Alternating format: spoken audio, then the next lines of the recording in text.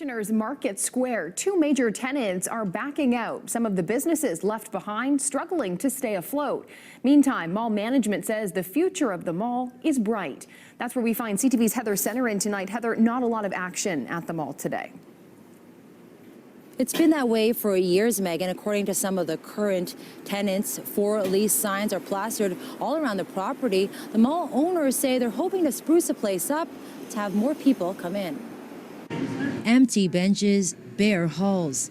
Market Square has seen better days. In the 90s, the mall was full. Upstairs had McDonald's, Tim Hortons, A&W, Laura Secord. After being in the mall for 15 years, Floaters Inc. has noticed the lack of foot traffic. A lot of people call it a dead mall, or they'll be wandering in the mall wondering what exactly is in here. Good Life announced last week it will be closing its location at the mall by the end of the year. Good Life is not the only business leaving Market Square. Nordia, a call center that's been here since 1999, plans to relocate to Waterloo by March.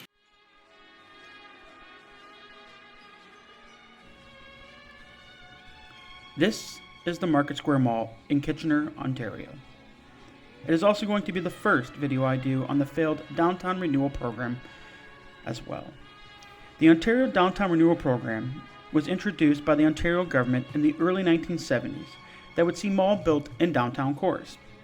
You would see them in cities such as Guelph, London, Sarnia, Chatham, Brantford, Hamilton, and here in Kitchener. Now for a brief history of the mall. Market Square opened in 1973 as a gathering point for many in the Kitchener-Waterloo area. It was built on the former City Hall grounds and would feature the Kitchener Farmers Market and an Eaton's department store, which was featured in this photo from 1974. With the mall attracting customers to the downtown core, by the late 1970s, officials at the City of Kitchener began discussing a dome-like structure over King Street, which bordered the mall. The dome would be, quote, a mega structure featuring a jungle-themed rest area, mini golf, skating rink, band shell, gazebos, a waterfall, and of course, more retail. If built, it would have been the first of its kind in Canada, on par with other mega malls such as the West Edmonton Mall or the Mall of America. However, it never came to be. By 1986, instead of what Robin Leach would call champagne wishes and caviar dreams, a much, much smaller renovation would be done instead.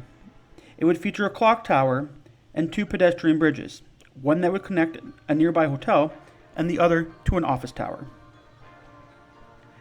The renovations did little to help, and by the 1990s, the mall was struggling. The first blow came in the form of a recession, which saw less people shopping, and those that were shopping often going to newer, bigger malls like the Conestoga. By 1995, a second blow came to the mall when Eaton's announced they were closing the basement floor of its store. Eaton's claimed that this was due to reduced foot traffic at the mall.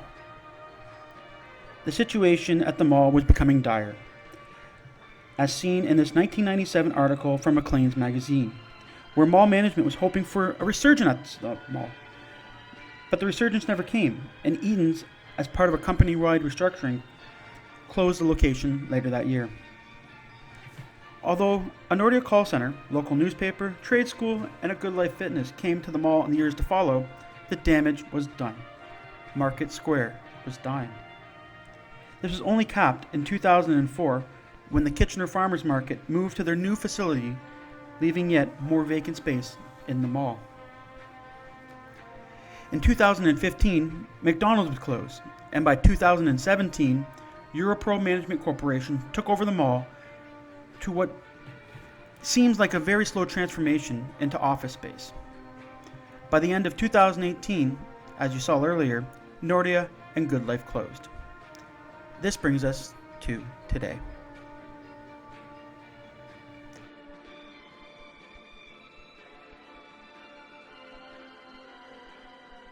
Six tenants remain. Yes, you heard right. 6. The Kitchener Record newspaper, the Watchman, a Service Canada location, Trios College, a nail salon, and the downtown campus for Conestoga College. When we came in late September 2020, around 10:30 in the morning, no one was there except for security. COVID restrictions at the time allowed for shoppers, guests, and limited indoor dining as well.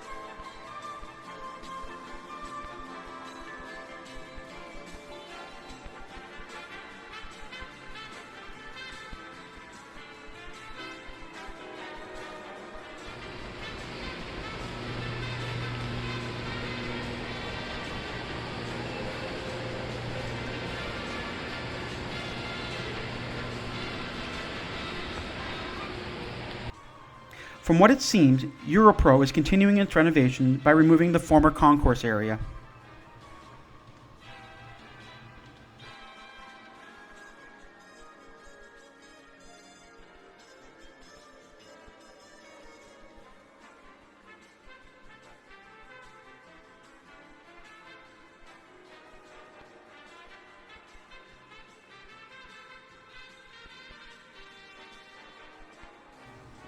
This right here is where the Good Life Fitness used to be.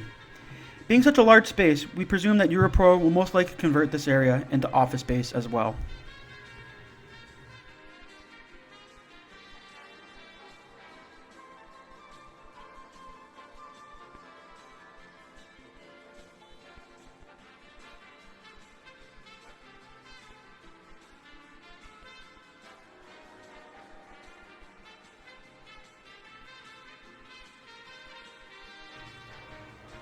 However, we were thirsty, so we decided to head on over to the food court.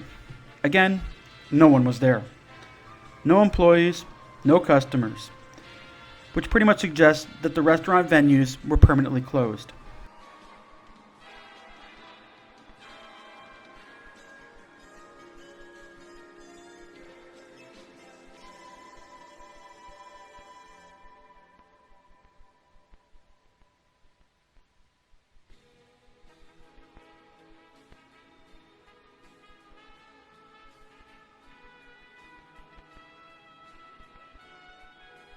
All this talk of food and drink, though, made my unnamed friend have to use the washroom. But of course, they were closed too. You had to be a paying customer. Yes, a paying customer. A security guard refused to let him in, saying that he had to show a receipt from one of the stores in the mall. My friend sarcastically replied, "Sure, I'll just go to one of the fine stores in the mall." Let's face it, we have to pay our rent and our monthly dues over here, but if the building owners or the corporation running it themselves are not really interested in the well-being of the businesses, we're going to have no choice but to leave as well. And so did we. This mall sucks.